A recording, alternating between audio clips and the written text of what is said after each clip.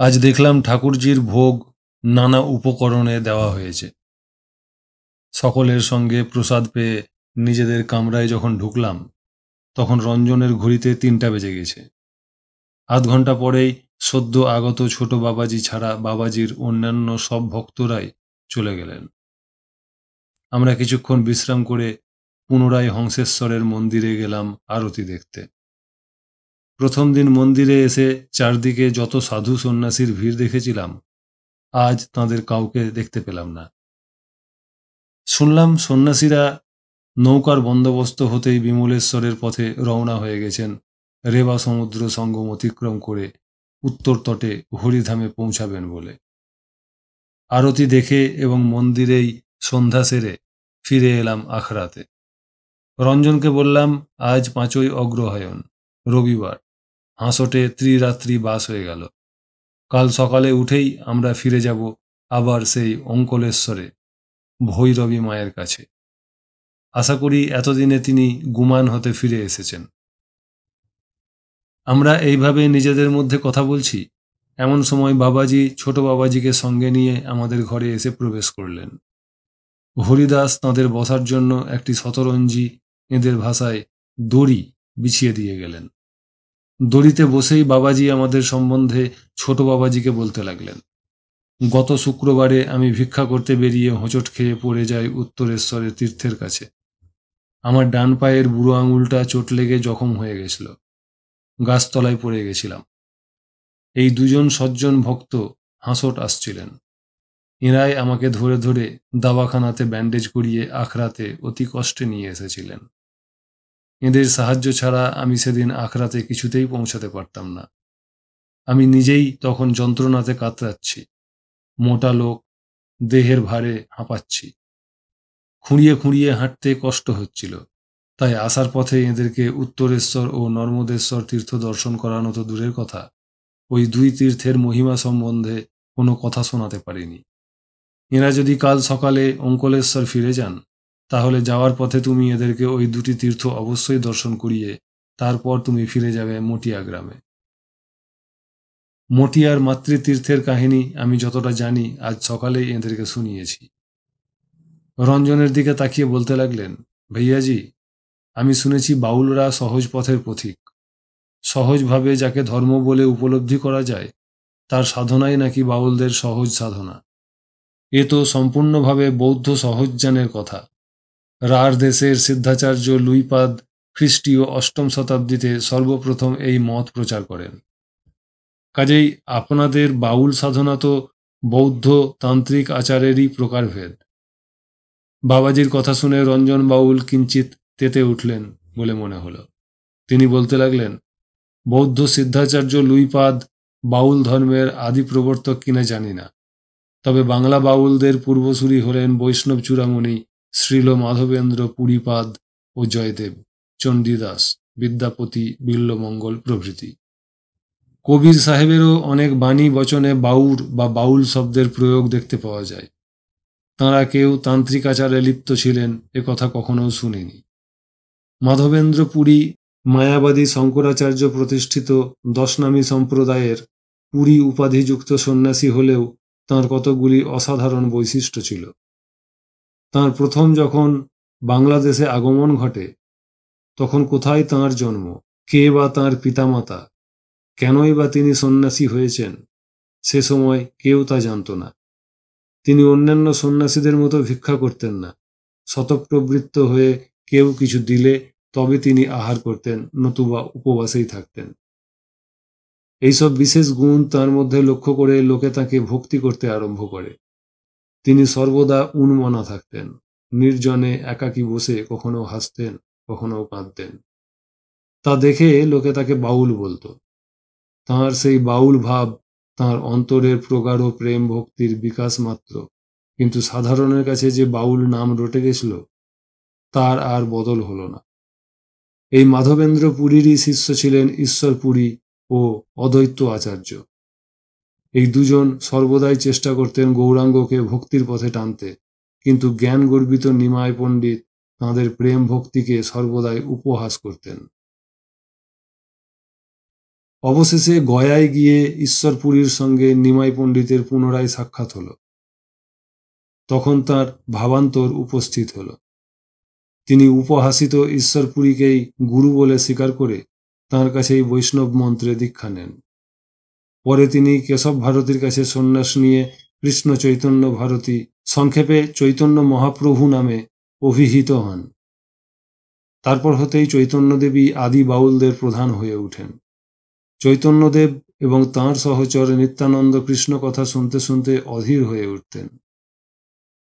তাঁদের উভয়েরই শরীরে অশ্রুকম্প, পলক, সেদ, রোমাঞ্চ প্রভৃতি দেখা যেত।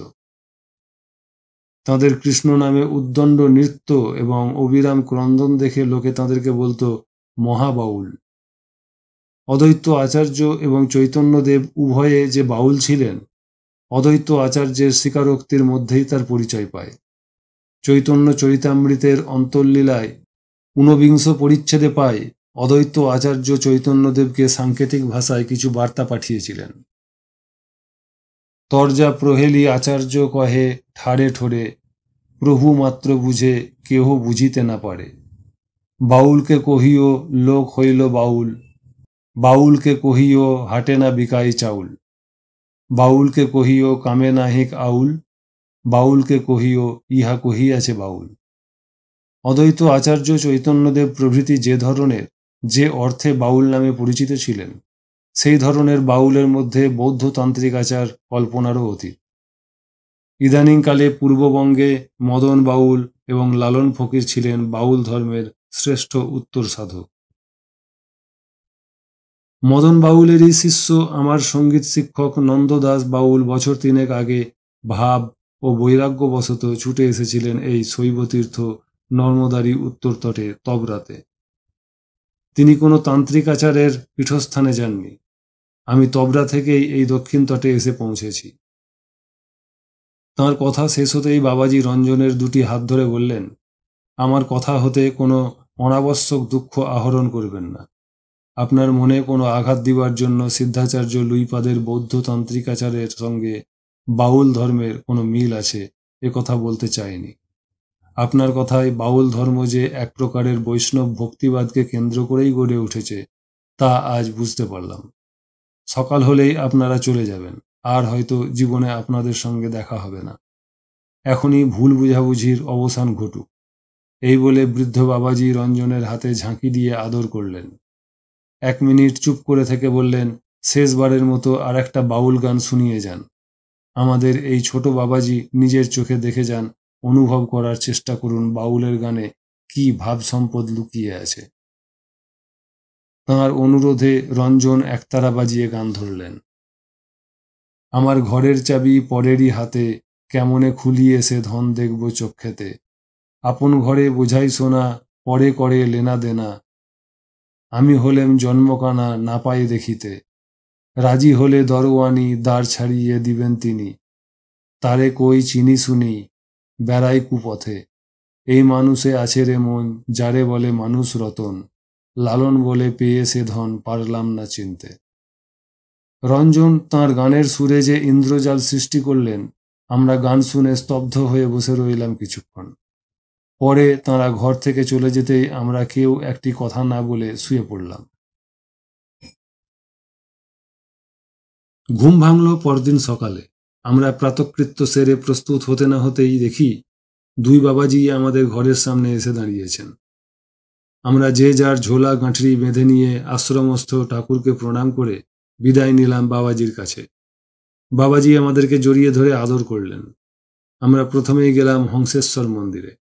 তখন হয়ে গেছে। হংসেশ্বর মহাদেব এবং সূর্যকুণ্ডকে প্রণাম করে ছোট বাবাজির সঙ্গে চলতে লাগলাম ওঙ্কলেশ্বরগামী পাকা রাস্তা ধরে পূর্ব দিকে। পশ্চিমগামিনী নর্মদার শেষ প্রান্ত দেখা হয়ে গেল কিভাবে নর্মদা অমরকণ্টক হতে উদ্গতা হয়ে পশ্চিম সমুদ্রে এসে লয়প্রাপ্ত হয়েছেন। এবারে আমাদের যাত্রা শেষ হবে একেবারে মেকল পর্বতের উদ্গম মন্দিরে গিয়ে। মা নর্মদার উদ্দেশ্যে প্রণাম জানালাম মনে মনে। প্রায় মাইল 3 হেঁটে আসার পরেই ছোট বাবাজি পাকা রাস্তা থেকে নেমে পথ দেখিয়ে নিয়ে গেলেন একটি রমণীয় স্থানে। রমণীয় এই জন্য বলছি যে আমাদের বাম দিকে বয়ে চলেছেন নর্মদা।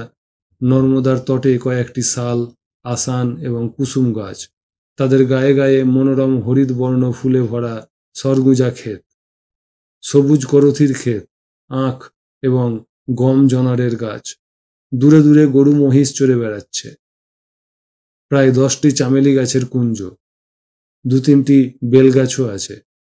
মধ্যে একটি ছোট শিব মন্দির। মন্দিরের প্রাঙ্গণে সিন্দুর রঞ্জিত একটি বিশাল ত্রিশূল একটি বেদির উপর প্রথিত। এই স্থানটিকে একটি কুঞ্জবন বললেও অত্যুক্তি হয় না।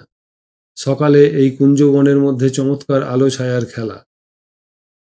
ছায়ার ফাঁকে ফাঁকে সূর্যালোক এসে পড়েছে। ফুলের সৌরভে ভরে আছে চারিদিক। ছোট বাবাজি বললেন, মন্দিরে আছেন নর্মদেশ্বর মহাদেব। এই মহল্লার নাম সিরা গ্রাম। একবার মহাদেব বৃদ্ধ বৃষভের রূপ ধারণ করে নর্মদার উত্তর এবং দক্ষিণ তটে ইতস্তত ঘুরে বেড়াচ্ছিলেন। মা নর্মদা লীলাময়ের ছদ্মরূপ চিনতে পেরে জলের মধ্যে হতে উঠে এসে তাঁর বিধিবৎ পূজা করেন। মহাদেব তখন স্বরূপে প্রকট হয়ে তাঁকে বর দেন যে নর্মদা তটের প্রতিটি কঙ্করে আমি শঙ্কর রূপে চিরকাল বিরাজমান থাকব। সেই থেকে এই স্থান প্রত্যেক পরিক্রমাবাসীর কাছে তীর্থের মর্যাদা পেয়েছে। আমরা মহাদেবকে প্রণাম করে আবার উঠে এলাম বড় রাস্তার উপর। মাইল খানিক হাঁটার পরেই তিনি আমাদেরকে সঙ্গে নিয়ে একটি সমৃদ্ধ পল্লীতে প্রবেশ করলেন। পল্লীর শেষ প্রান্তে নর্মদার ধারে একটি শিব মন্দিরে পৌঁছে বললেন, ये मोहल्ला की नाम है उत्तराज और मंदिरस्थ महादेव की नाम उत्तरेश्वर। प्राचीन काल में एक राजर्षि शशिबिंदु नाम के राजा थे। उनके पुत्र तो लाखों थे, कन्या एक ही थी। कन्या बड़ी ही सुंदरी गुणवती थी। उसके लिए महाराज ने बहुत से वर खोजे, किंतु उसको उपयुक्त एक भी वर नहीं मिला। राजा को बड़ी चिंता हुई। तब ऋषियों ने कन्या से कहा, बेटी तुम तपस्या करो, तपसा किंग न सिद्धति।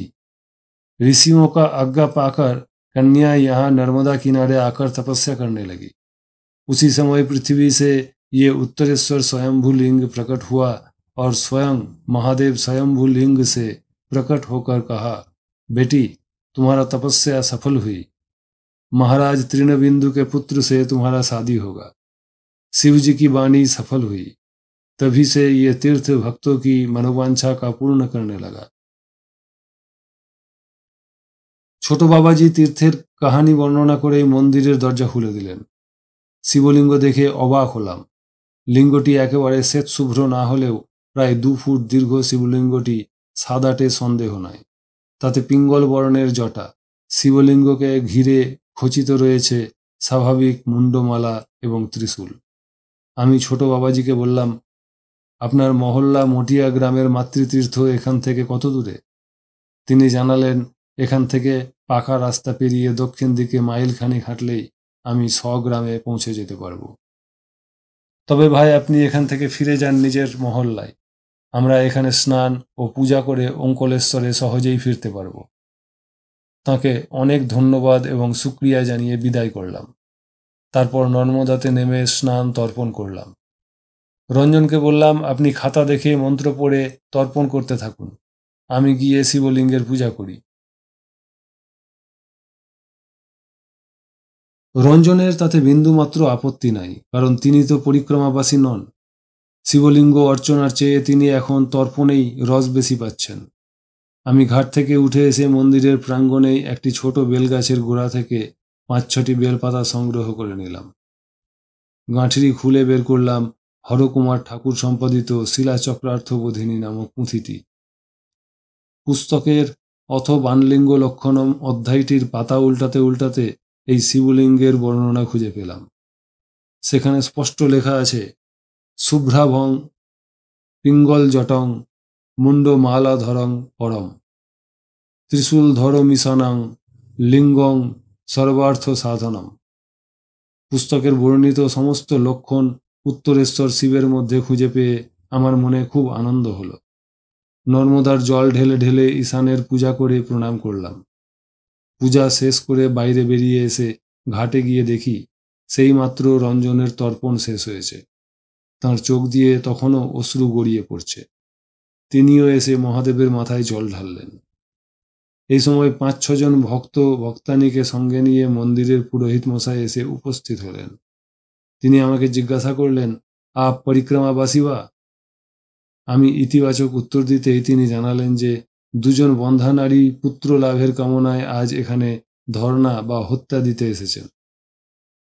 আমরা তাকে নমস্কার জানিয়ে পাকা রাস্তার উপরে উঠে এলাম। এবারে আমাদের গন্তব্যস্থল সোজা অঙ্কলেশ্বর। রঞ্জনের পকেট ঘড়িতে তখন বেলা 10টা বাজতে 5 মিনিট মাত্র বাকি। উত্তরেশ্বর মহাদেবকে প্রণাম করে আমরা দুজন যখন নর্মদা পুলের তলা দিয়ে অঙ্কলেশ্বর মহাদেবের মন্দিরে এসে পৌঁছালাম, তখন বেলা 11:30 বেজেছে। মন্দিরে কাউকে দেখতে পেলাম না। মিনিট 2 দুজনে আলোচনা করে সিদ্ধান্তে এলাম যে নান্দুরামের চতুষ্পাঠী গৃহে আজ রাত্রিবাস করব, তবে তার আগে ভৈরবী মায়ের সঙ্গে দেখা করলে ভালো হয়। অঙ্কলেশ্বর মহাদেবকে প্রণাম করবার জন্য মন্দির দ্বারে গিয়েছি, এমন সময় মন্দির অভ্যন্তর হতে হাসতে হাসতে ভৈরবী মা বেরিয়ে এলেন। বললেন, क्या सूर्यकुंड दर्शन करके आया? हंसोट कैसा जगह है? अभी इधर प्रणाम करके हमारा साथ में चलिए हमारा झोपड़ा में। बगल में और एक ठो छोटा सा झोपड़ा है। आज रात में कोई सूरज से इधर ही ठहरेगा। कल सुबह हम आप दोनों को साथ में लेकर सिद्धेश्वर, अक्रूरेश्वर, बोलबोला कुंड वगैरह तीर्थ में ले चलेंगे। আমরা প্রণাম করে তাঁর সঙ্গে হাঁটতে লাগলাম। আজ মায়ের মূর্তি দেখে চমকে গেলাম। তাঁর শরীর দিয়ে যেন একটা দিব্য দ্যুতি ফুটে বেরুচ্ছে। উগ্র গৌরবর্ণের মুখমণ্ডল, শিরা উপশিরাগুলি রক্তাভ হয়ে উঠেছে। এইরকম সিন্দুর রঞ্জিত দেহের আভা মহাত্মা প্রলয় দাসজি এবং মহাত্মা সোমানন্দের মুখমণ্ডলেও মাঝে মাঝে ফুটে উঠতে দেখেছি। রামকুণ্ডের ধার দিয়ে তাঁর ঝোপড়াতে পৌঁছাতেই তিনি প্রথম দিনের মতো আজও 2টি কলা পাতা পেতে পূর্বের মতোই চড়ু খেতে দিলেন। খেতে খেতেই আমি ভাবতে লাগলাম, রাতভর তো ইনি অঙ্কলেশ্বর মন্দির অভ্যন্তরেই সাধনায় মগ্ন থাকেন বলে মনে হয়। সকালে কিছুক্ষণের জন্য হয়তো মন্দির থেকে চলে আসেন। মন্দিরের পুরোহিত বা সমাগত ভক্তবৃন্দ অঙ্কলেশ্বরকে প্রণাম ও পূজা করে চলে গেলে আবার নিশ্চয়ই মন্দিরে গিয়ে প্রবেশ করেন। কারণ এখানে প্রথম যেদিন আমরা বিমলেশ্বর থেকে এসে পৌঁছাই, সেদিনও মন্দিরে এসে এর সঙ্গে সাক্ষাৎ হয়েছিল। আজও হাঁসর থেকে ফিরে এসেও মন্দিরেই এর দর্শন পেলাম। সেদিনও তিনি আমাদেরকে জোর করে ধরে এনে গরম গরম চড়ু খাইয়েছিলেন। আজও সে চড়ু খেতে দিয়েছেন, তাও গরমই দেখছি। ইনি রান্না করার সময় পান কখন? তবে কি ইনি মহাত্মা প্রলয় দাসজি যেমন ওঙ্কারেশ্বরে তাঁর গুহার মধ্যে ঢুকে তদ্দণ্ডেই গরম গরম খাবার এনে দিতেন, সেই রকম পরমাশ্চর্য যোগ বলেই আমাদেরকে খাদ্য পরিবেশন করছেন। মনে আমার এ ভাবনা উদয় হওয়া মাত্রই তাঁর খিলখিল করে হাসির শব্দ শুনতে পেলাম ঝোপড়ার মধ্য থেকে। তিনি অকারণে এত হাসছেন কেন, এর রহস্য কিছু বুঝতে পারলাম না। যাই হোক, আমরা খেয়ে উঠে উচ্ছিষ্ট স্থান পরিষ্কার করে হাত মুখ ধুচ্ছি, এমন সময়ে তিনি ঝোপড়া থেকে বেরিয়ে এসে আমাদেরকে পার্শ্বস্থিত আর একটি ছোট ঝোপড়ায় নিয়ে গিয়ে নিজেদের আসন পেতে বিশ্রাম করতে বললেন। ঘণ্টা দেড়েক আমরা বিশ্রাম করার পর ঝোপড়ার বাইরে হর হর বম বম শব্দে আমরা শশব্যস্তে বাইরে বেরিয়ে এসে দেখি ভৈরবী মা বিল্ল বৃক্ষ মূলে এসে বসেছেন। তাঁর কাছে গিয়ে আমরাও তাঁর সামনে করজোড়ে বসলাম। তিনি আমাদেরকে বলতে লাগলেন, বর্তমানে এই স্থান অঙ্কলেশ্বর নামে পরিচিত হলেও সত্যযুগে এই শিবক্ষেত্রের নাম ছিল মান্ডবেশ্বর, মুনি মান্ডব্যের সিদ্ধ তপস্থলী। অত্র সর্বং শিবক্ষেত্রাচ্ছরপাতং সমন্তত ন সঞ্চরেদ ভয়োদ্বিগ্না ব্রহ্মহত্যা নরাধিপ যত্র যত্র স্থিত বৃক্ষান পশ্যতে তীর্থ তৎপর বিবিধৈ পাতক্যৈর্মুক্ত মুচ্যতে নাত্র সংশয়। অর্থাৎ এই স্থানের মাহাত্ম্য বর্ণনা প্রসঙ্গে মহামুনি মার্কণ্ডেয় যুধিষ্ঠিরকে জানিয়েছিলেন যে একটি স্বর নিক্ষেপ করলে তা যতদূর যায় সকল দিকের সেই সমপরিমাণ স্থানই এখানকার শিবক্ষেত্র। এখানে ব্রহ্মহত্যার পাপও ভয়োদ্বিগ্না হয়ে প্রবেশ করতে পারে না। তীর্থের প্রতি শ্রদ্ধানিষ্ঠ যে কোনো লোক এই স্থানের যে কোনো তীর্থতরু দূর হতে দর্শন করলেও সর্বপাপ হতে মুক্ত হয়ে থাকে সন্দেহ নাই।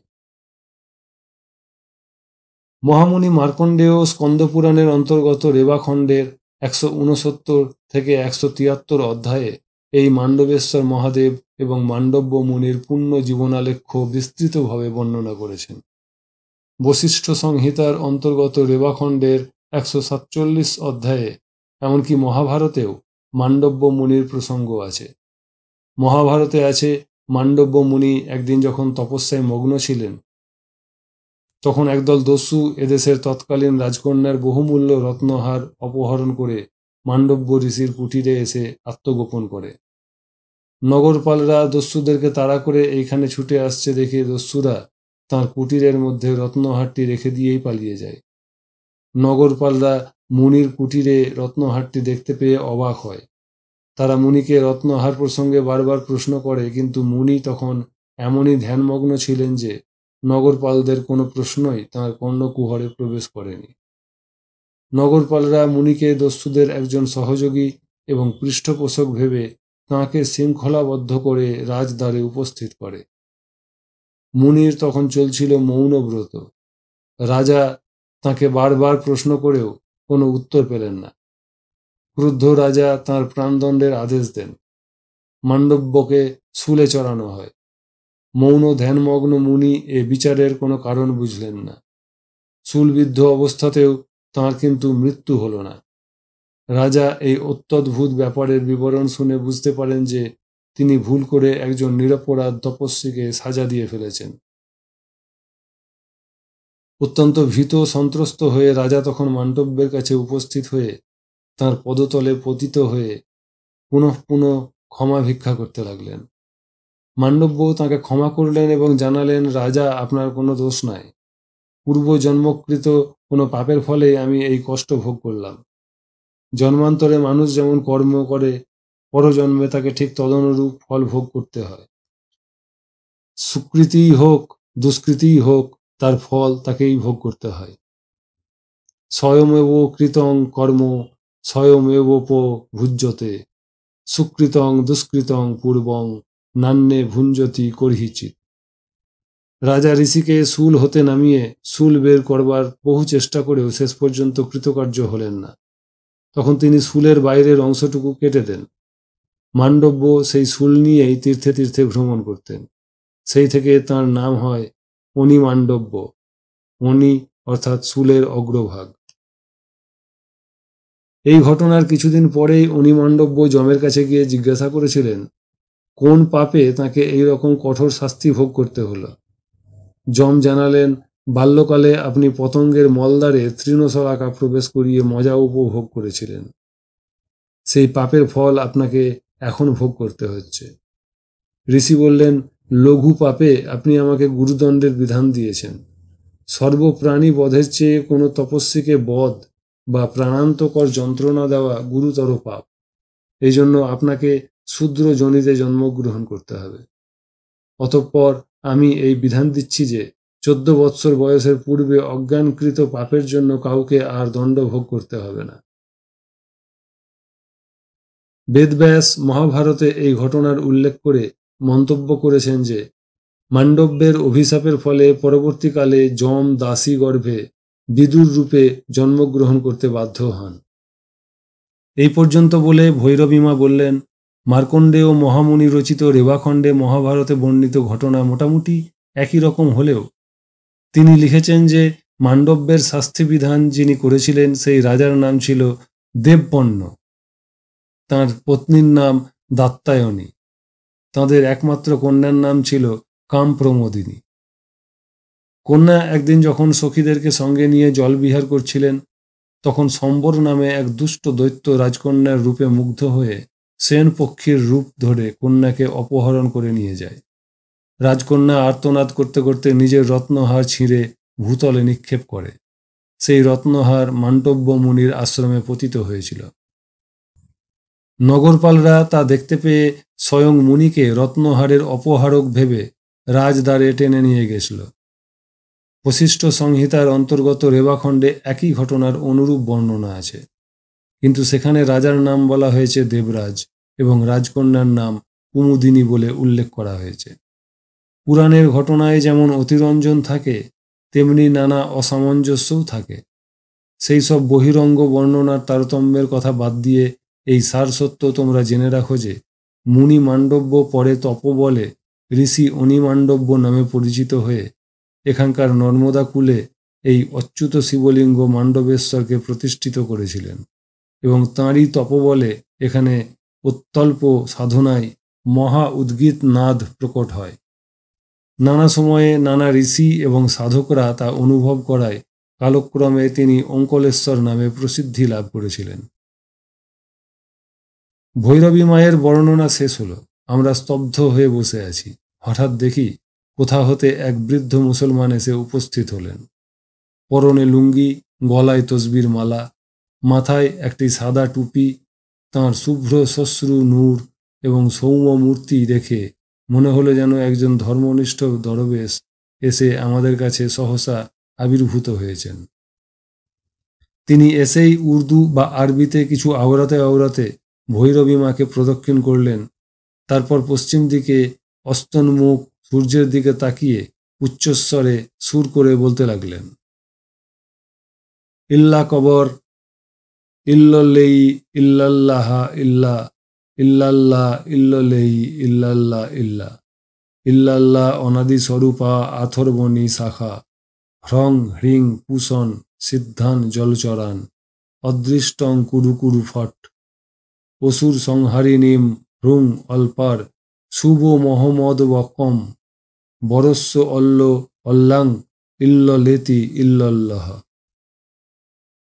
সন্ধ্যাকালে বা ভোরবেলা মসজিদে মুসলমান মোল্লা ও মৌলবী ভাইরা যেমন সুরে আজানের ডাক দেয়, সেই রকম সুরে উপরোক্ত মন্ত্র নানা মুদ্রা এবং অঙ্গভঙ্গি সহকারে 3 বার পাঠ করে ওই মুসলমান ভদ্রলোক ভৈরবী মাকে সালাম আলেকুম জানিয়ে চলে গেলেন। তিনি চলে যেতেই ভৈরবী মা বললেন, এই অঙ্কলেশ্বর মহল্লাতে অল্পনিষদপন্থী কিছু মুসলমান বাস করে। এই মৌলবী সাহেব তাদের নেতা বা সর্দার। এখানকার স্থানীয় মুসলমানরা একে অলৌকিক শক্তির অধিকারী বলে মনে করেন। এর যে কিছু কিছু সিদ্ধায় আছে সে বিষয়ে কোনো সন্দেহ নাই। তোমরা অল্প উপনিষদের নাম কখনো শুনেছ বলে মনে হয় না। পড়া তো দূরের কথা। বিচিত্র সংস্কৃত শব্দ এবং আরবি শব্দের প্রয়োগে ওই উপনিষদটি রচিত। তাই স্বভাবতই হিন্দু বা মুসলমান সকলের কাছেই ওই গ্রন্থ সমানভাবে দুর্বোধ্য।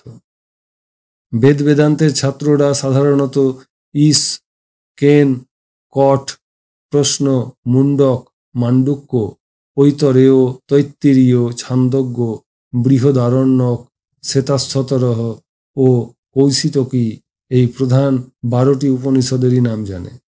ভগবান শঙ্করাচার্য ওই প্রধান 12টি উপনিষদের ভাষ্য রচনা করে অদ্বৈতবাদ প্রবর্তন করায় ওই 12টি উপনিষদেরই সাধারণত পঠন পাঠন হয়ে থাকে। কিন্তু তাই বলে এই রকম সিদ্ধান্ত করা যায় না যে ভগবান শঙ্করাচার্যের সময়ে ওই 12টি ছাড়া অন্য কোনো উপনিষদের প্রচলন ছিল না। কারণ ভগবান বাদরায়ণ বা বেদব্যাসকৃত ব্রহ্মসূত্রের ভাষ্য মধ্যে মহানারায়ণ, জাবাল প্রভৃতি উপনিষদ সম্বন্ধে উল্লেখ দেখা যায়। বহু প্রাচীনকাল হতে সেই বৈদিক যুগের প্রারম্ভ থেকেই আমাদের দেশের বিদ্যা ছিল গুরুমুখী। গুরু ও শিষ্য পরম্পরা ক্রমে স্মৃতি ও স্বাধ্যায়ের মধ্যে নিবদ্ধ ছিল বলে অনেক প্রাচীন বৈদিক সাহিত্য কালের প্রবাহে বিলুপ্ত হয়ে গেছে। এই সত্য অস্বীকার করার উপায় নাই। নষ্ট হলেও আমাদের দেশের উদ্যমশীল আচার্য ও মনীষীবর্গ নিশ্চেষ্ট হয়ে বসেছিলেন না। তাঁরা স্ব মতকে শ্রুতি স্মৃতির প্রমাণ সম্বলিত করে সমাজে সুগম ও জনপ্রিয় করে তোলার জন্য উপনিষদ নাম দিয়ে নূতন নূতন গ্রন্থ রচনা করে দৃঢ়তর ভিত্তিতে প্রতিষ্ঠা করার চেষ্টা করেছিলেন। তার ফলে কালে কালে বহু উপনিষদের প্রাদুর্ভাব ঘটেছে। শ্রুতি স্মৃতির আবরণ দ্বারা আবৃত হওয়াতে তুলনামূলকভাবে অর্বাচীন হলেও স্ব শিষ্যবর্গের দ্বারা অবিরাম প্রচারের ফলে এক এক মনীষী আচার্যকে কেন্দ্র করে বহু সম্প্রদায়ের সৃষ্টি হয়েছে।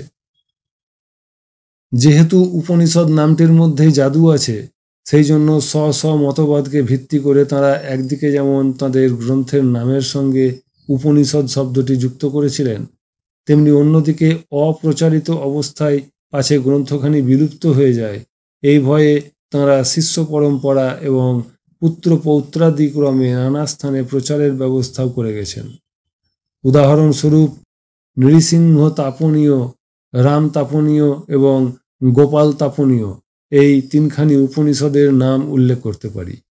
বৈদিক যুগে এই সমস্ত উপনিষদের অস্তিত্বও ছিল না, তবুও পরবর্তীকালে অন্যান্য প্রামাণ্য উপনিষদ অর্থাৎ শ্রুতি প্রস্থান, স্মৃতি প্রস্থান এবং ব্রহ্মসূত্রের বহু মন্ত্রের অদল বদল ঘটিয়ে নৃসিংহ তাপনীয় উপনিষদে নৃসিংহ অবতারের, রাম তাপনীয় উপনিষদে রাম অবতারের এবং গোপাল তাপনীয় উপনিষদে কৃষ্ণাবতারের নানা মহিমা জ্ঞাপক আখ্যায়িকা রচনা করে গ্রন্থ মধ্যে সংযোজন করা হয়েছে এবং আশ্চর্যভাবে তা অজ্ঞ জনসাধারণের মধ্যে প্রচার করাও হয়েছে। সম্প্রদায়ের প্রচারের ফলে এইভাবে যে সমস্ত অর্বাচীন উপনিষদ বিস্তৃতি লাভ করেছে, তার মধ্যে 235 খানির অস্তিত্ব উপনিষদ অনুসন্ধানী পণ্ডিতগণ খুঁজে বের করেছেন। মুক্তিকোপনিষদে এইরকম 108 খানি উপনিষদের নাম আছে। প্রাচীন হস্তলিপি এবং ভাষা ও ভাবের তারতম্য বিচারে পণ্ডিতগণ বিচার করেছেন যে উক্ত উপনিষদের কতকগুলি মাত্র প্রাচীন আর অধিকাংশই অর্বাচীন, বৈদিক যুগের বহু পরবর্তীকালে রচিত। অর্বাচীন উপনিষদগুলির কোনোটি ঋষি প্রণীত নয়, ওইগুলিকে অভিসন্ধিপরায়ণ সাম্প্রদায়িক পণ্ডিতদের রচিত বলে গণ্য করা যেতে পারে। ওইসব তথাকথিত উপনিষদগুলির মধ্যে আবার অল্পোপনিষদ সবচেয়ে অর্বাচীন। সবচেয়ে হাস্যকর যে এই উপনিষদটিকে আথর্বণ সূক্ত বলে উল্লেখ করা হয়েছে। আথর্বণ সূক্ত তো দূরের কথা, বইটিকে উপনিষদ আখ্যাই দেওয়া যায় না। ওই ভক্ত মুসলমানটি আজানের সুরে যে মন্ত্রটি পাঠ করে গেলেন, তাতে এমন বিচিত্র সব শব্দের প্রয়োগ আছে যা সংস্কৃত ভাষায় কুত্রাপি দেখা যায় না। ইল্লা কবর ইল্লাল্লেই মন্ত্রাংশটিতে আকবরের নামোল্লেখ থাকায় অনুমান করা যায় যে বাদশাহ আকবরের সময়কালেই উক্ত গ্রন্থ সংকলিত ও অনুদিত হয়েছিল। পারস্য দেশে মুন্ড খবুত তোয়াবারিক নামক একটি ফার্সি গ্রন্থে একটি কাহিনী প্রচলিত আছে। তাতে উল্লেখ করা হয়েছে দাক্ষিণাত্যের একজন শিক্ষিত ব্রাহ্মণ মুসলমান ধর্ম গ্রহণ করেছিলেন। ধর্মান্তরিত হওয়ার পর তাঁর নাম হয় শেখ ভাবন। আকবর দেখলেন যে ব্রাহ্মণ সংস্কৃত এবং ফার্সি ভাষায় সুপণ্ডিত, তাই তিনি শেখ ভাবনের উপর অথর্ববেদকে ফার্সিতে অনুবাদ করার ভার অর্পণ করলেন। সম্রাটের আদেশানুসারে শেখ ভাবন অনুবাদ কার্য শুরু করলেন, কিন্তু কিছুদূর অগ্রসর হওয়ার পর বুঝলেন যে অথর্ববেদের মতো একটি মৌলিক গ্রন্থকে এভাবে অনুবাদ করা যায় না। তিনি প্রমাদ গণলেন। তিনি অকপটে সম্রাটের কাছে গিয়ে নিজের অক্ষমতা জ্ঞাপন করলেন। তখন আকবর এই অর্ধসমাপ্ত কাজের ভার দিলেন ফৈজি এবং হাজি ইব্রাহিমকে। তাঁরা কোনো মতে অথর্ববেদের কোনো কোনো মন্ত্র ফার্সি ভাষার সঙ্গে মিশ্রিত করে অল্প উপনিষদ সৃষ্টি করলেন। সম্রাটের আনুকূল্যে এবং হাজি ইব্রাহিম ও শেখ ভাবনের প্রচার কৌশলে অল্প উপনিষদকে ভিত্তি করেই একটি ছোট সম্প্রদায় গড়ে উঠল। এখানকার ভক্ত মুসলমানটি সেই নববিধানের অন্তর্ভুক্ত পুত্র পৌত্রাদিক্রমে সেই ধারার বংশধর। বিরাট মুসলমান সমাজের তুলনায় এদের সংখ্যা নগণ্য। এরা প্রকৃত মুসলমানদের কাছেও সমাদর পান না, হিন্দু সমাজের কাছেও উপহাসের পাত্র। এদের এখন অবস্থা না ঘরকা না ঘাটকা। মিনিট খানেক চুপ থেকে ভৈরবী মা বলতে লাগলেন, মোট কথা তোমরা জেনে রাখো, অল্প উপনিষদের মতোই অন্যান্য অর্বাচীন উপনিষদ রচনার মূলে ছিল সম্প্রদায়ের পুষ্টির জন্য কূট অভিসন্ধি এবং সম্প্রদায়গত ভেদবুদ্ধি। এর ফলে সম্প্রদায়ে বিদ্বেষ বুদ্ধিও বেড়ে গেছে। অথচ ভেবে দেখো, যাকে কেন্দ্র করে মানুষ সাম্প্রদায়িক বিদ্বেষ প্রচার করতে চেয়েছিল, তিনি কিন্তু কোনো সম্প্রদায়গত নন। তিনি নিত্য, সত্য, শাশ্বত, সদা বিদ্যমান এবং মহামহিয়ান। তাকে বেষ্টন করা যায় না, বিদ্যা দিয়ে তাকে অভিভূত করা যায় না, বুদ্ধি দিয়েও তাকে পরাজিত করা যায় না। তবুও অজ্ঞানী মানুষ বিশ্বাস অবিশ্বাসের দ্বন্দ্ব বাঁধিয়ে দিয়ে সেই অনাদি অনন্তের মীমাংসায় উপনীত হতে চায়। যাই হোক, আমার সার কথা হলো, ঈশ, কেন, কঠ, প্রশ্ন, মুন্ডক, মান্ডুক্য, ঐতরেয়, তৈত্তিরীয়, ছান্দোগ্য, বৃহদারণ্যক, শ্বেতাশ্বতরহ ও কৌশিতকী এই 12খানি উপনিষদই বহু প্রাচীন, প্রামাণ্য এবং মান্য। প্রধানত এই বইগুলি হাজার হাজার বছর ধরে কালের প্রভাবকে সহ্য করে অবিকৃত অবস্থায় এখনও বেঁচে আছে এবং আশা করছি ভবিষ্যতেও একইভাবে হিন্দু ধর্মের জ্যোতি বিকিরণ করে চলবে। তাঁর কথা শেষ হতে না হতেই মুসলমান পল্লী থেকে ভেসে এলো আজানের সুরে উচ্চারিত একটি মন্ত্রধ্বনি, মালাকুম মিন দুনই মিন ওয়ালিয়েন ওয়ালা সাফিয়েন। ভৈরবী মা আনন্দে গদগদ হয়ে স্বতঃস্ফূর্তভাবে বলে উঠলেন, মূল কোরআনের এইটি একটি খাঁটি উপদেশ। মূল আরবি ভাষায় রচিত এই বাণীর অর্থ হল, পরমেশ্বর ব্যতীত তোমাদের কোনো বন্ধু নাই এবং সুপারিশকারীও নাই, কাজেই এখন আমরা চলো বন্ধুর গৃহে।